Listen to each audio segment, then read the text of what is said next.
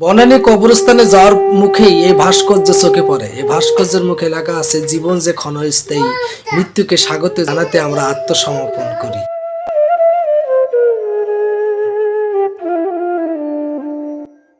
এই সুন্দর পৃথিবীতে কে না থেকে যেতে চায়, করিতে চাই না আমি সুন্দর এই ভুবনে, মানবের মাঝে আমি বাঁচিবারে চাই। জন্মিলে মরিতে হবে, অমর কথা কে কবে। বনানী খ্যাত, ঢাকার আভিজাত্য বিখ্যাত একটা বনানী কবরস্থান।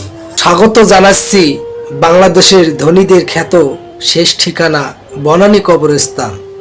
ঢাকার আভিজাত খ্যাত বনানী এলাকায় এটা একটা বিখ্যাত কবরস্থান। যাদের কথায় এক সময় এই পুরো বাংলা চলতো, সে বিখ্যাত ব্যক্তিরা আজ অসহায়ের মতো এখানে চিরনিদ্রায় শুয়ে রয়েছে। 22,000 ধারণ ক্ষমতা এই কবর। এটা ঢাকা শহরের একটা বিখ্যাত কবরস্থান। দুনিয়ার এমন কোন শক্তি নাই আমাদেরকে সেই দিন ধরে রাখতে পারবে।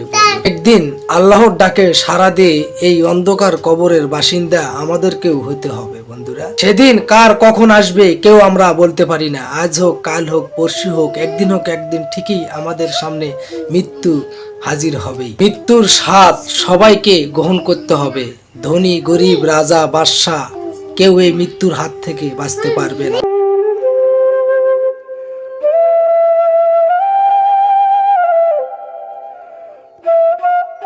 বনানী কবরস্থানে চিরনিদ্রায় শায়িত রয়েছে যমুনা গ্রুপের চেয়ারম্যান নুরুল ইসলাম।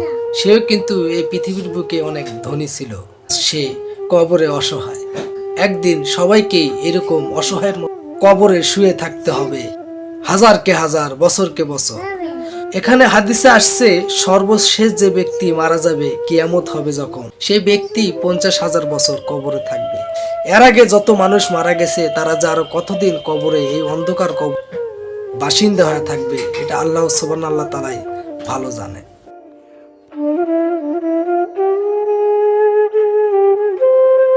এখানে কত উচ্চবিত্ত, কত ধনী নায়ক, নায়িকা, সুপারস্টার, তারা আজ অসহায়ের মতো এই কবরে শুয়ে রয়েছে। এক সময় এই পৃথিবীতে তারা দাপটের সঙ্গে চলছিল, আজ দেখুন তারা অসহায়।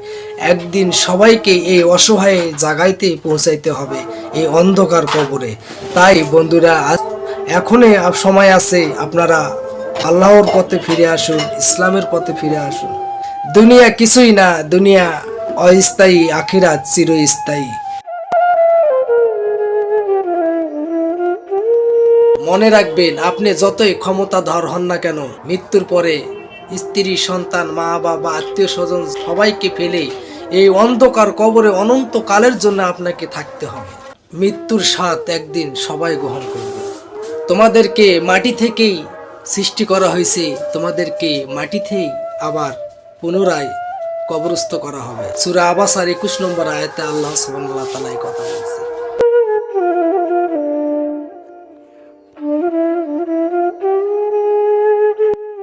ঢাকা শহরের ধনীদের সর্বশেষ ঠিকানা এই বনানী কবরস্থানে। তারা অসহায়ের মতো তাদের লাশ এখানে অনন্তকালের জন্য কবরস্থ করা হবে। মৃত্যুর পরে আপনার সঙ্গে কি কি ঘটবে? না ফেরার দেশে যাইবা একদিন ভাইসে, আসবে না আর ফিরে। এই গানের কথার মতোই আপনাকে এই দুনিয়ার মোহ মায়া ত্যাগ করে চলে যেতে হবে। টাকা পয়সা, জমি জমা, ধন দৌলত, মিল, ফ্যাক্টরি, কত কিছু সব থুয়ে শূন্য হাতেই আপনাকে এই অন্ধকার জগতে, এই অন্ধকার কবরে আপনাকে অনন্তকালের জন্য চলে যেতে হবে। একবার এই অন্ধকার কবরের বাসিন্দা হলে এই পৃথিবীর কেউ আর আপনার খবর নিবে না। টাকা পয়সা, জমি জমা, মেল, ফ্যাক্টরি সব কিছু ফেলেই আপনাকে এই অন্ধকার কবরে যাইবার বেলা শূন্য হাতে যেতে হবে। কিসের এত অহংকার আপনার? কিসের এত ড্যামাক? কিসের এত ক্ষমতা? কিসের এত ডম্বডারি? কিসের এত জুলুম? কিসের ক্ষমতা দেখাও তো?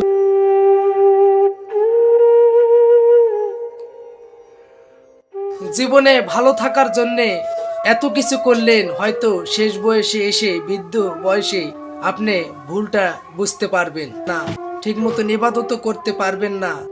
তখন বুঝতে পারবেন যে আসলে দুনিয়াতে কিছুই না, দুনিয়া ক্ষণস্থায়ী।